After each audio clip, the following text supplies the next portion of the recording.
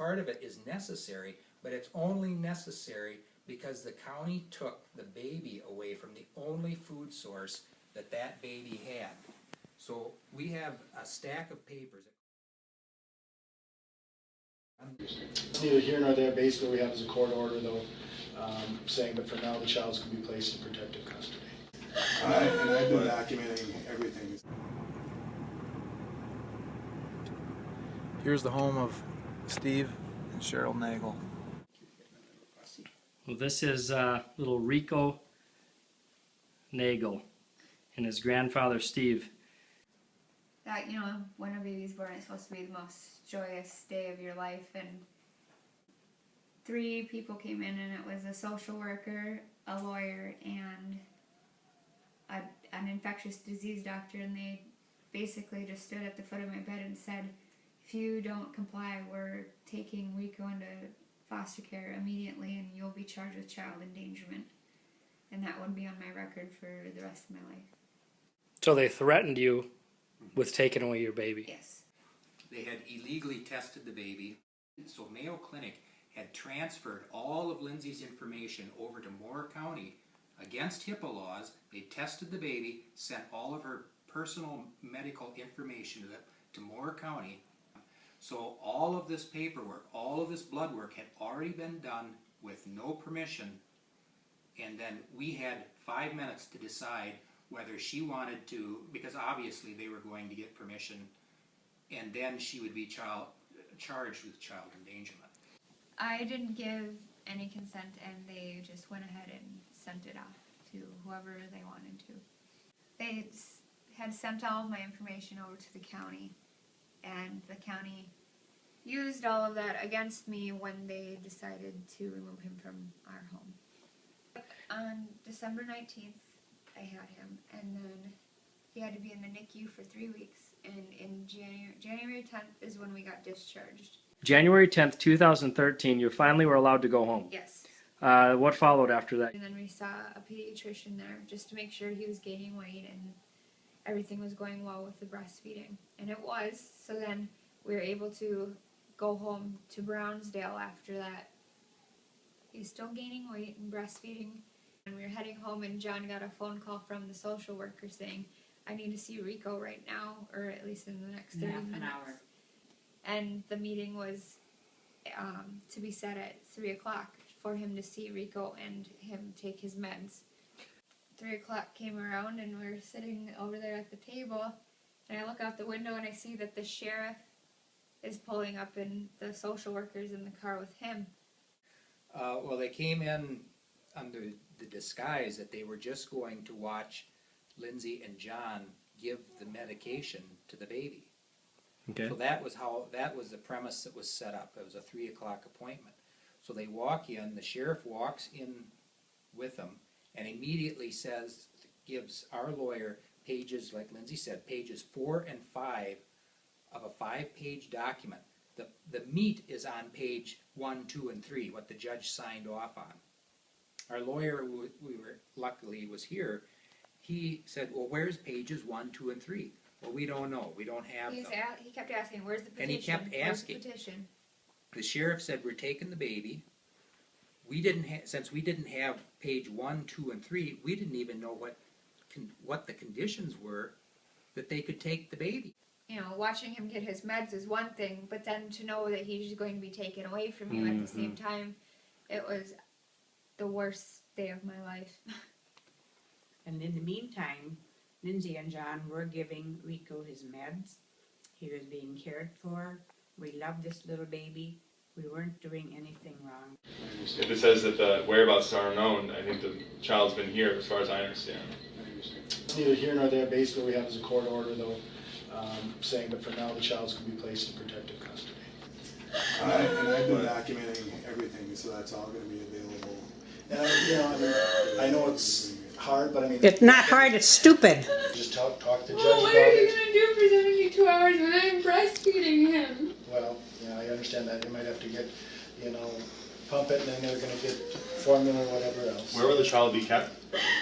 I'm We not don't going to have that. disclose Well, the foster home, right. but it'll be a licensed foster home. It'll be a what kind of license? Well, yeah, I understand that. You might have to get, pump it, and then they're gonna get formula or whatever else. Where will the child be kept? I'm We gonna don't have that, disclose well, the we- foster right. home, but it'll be a It'll licensed be foster home. it'll be a what kind A of license. And I've been documenting everything. But they just said we're taking the Yeah. baby, and, you know, you, Pack up some clothes and they didn't care if he got the meds or not. They, in fact, Nope. that was kind of an inconvenience for them. They just wanted to take the baby and get out of here. Lindsay said, well, he has to have a special bottle. Do you want the bottle? No, we don't want the bottle. And she says, well, the baby is breastfed. There's no other way to feed this baby. They said, we'll take care of it, and they walked out the door with the baby. and they didn't have a car seat either, and I asked him if they needed that. He said nope, just like that. And I watched them take the baby away. And then our neighbors were out walking, and they saw Rico being carried out.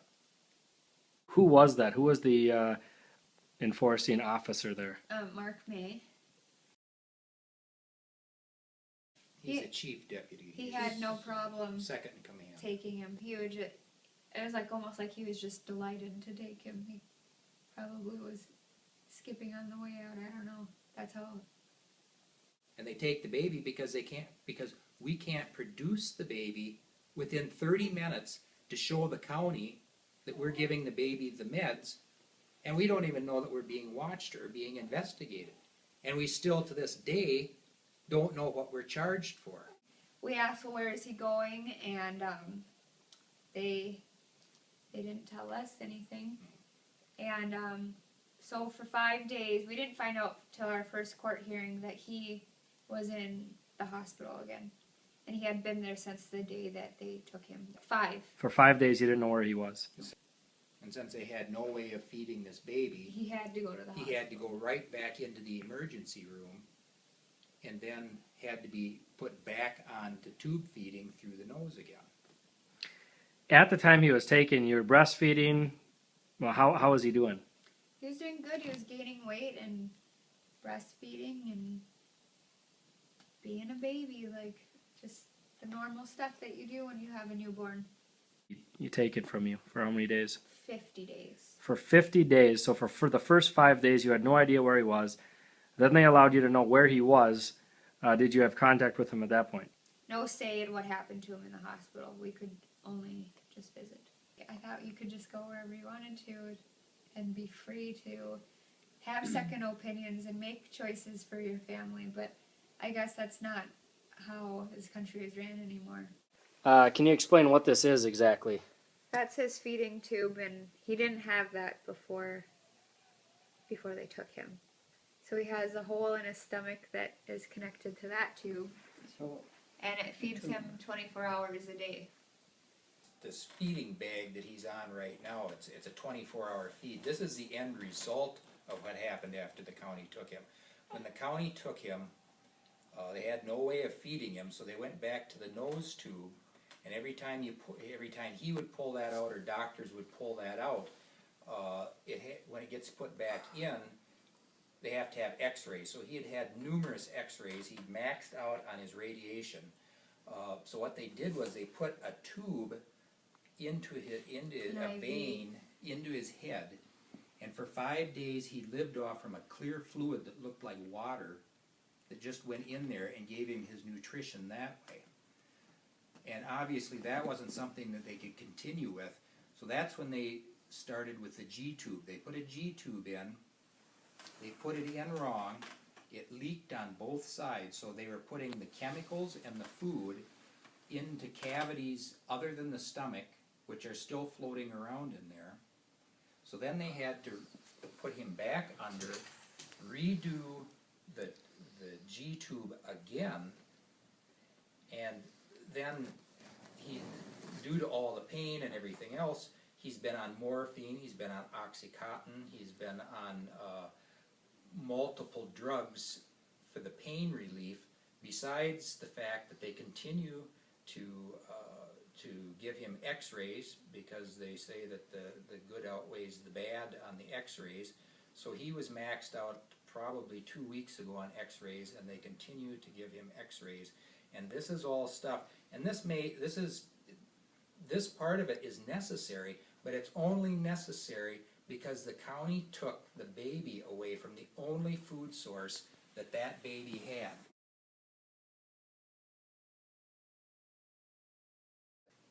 Well, I used to, before this happened, I used to believe that America was the greatest country on earth because of our freedoms and our liberty and equality.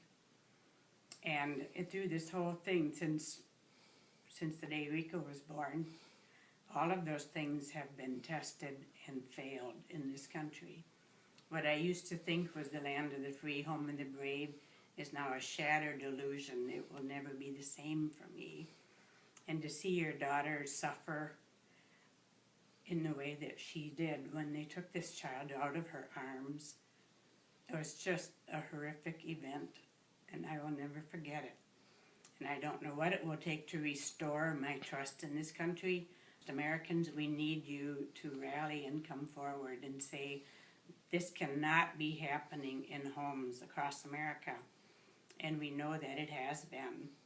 And particularly in Mower County, Child Protective Services overreach their bounds, and they're supported by the local sheriff.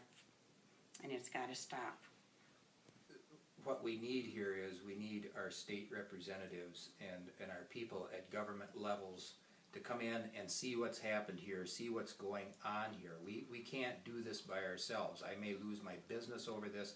I've had to refinance my house over this. And the money issue is not, that's not what's at issue here. What's hanging in the balance is this little baby's life. And they may have already killed this baby. This little child is in a very fragile state right now. We need help here.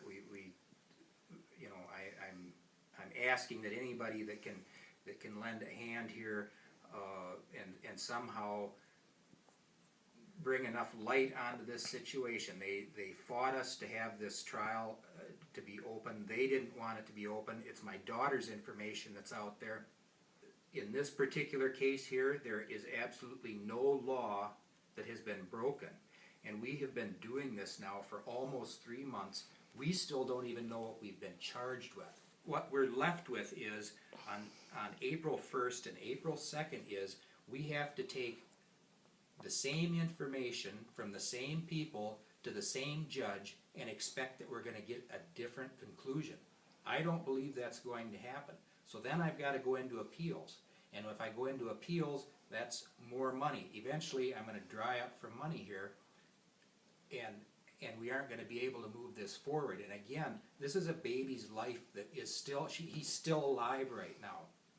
We might not say that in 6 months. I don't know. I don't know how long this child can be continued to be battered by this county and taken away from his family.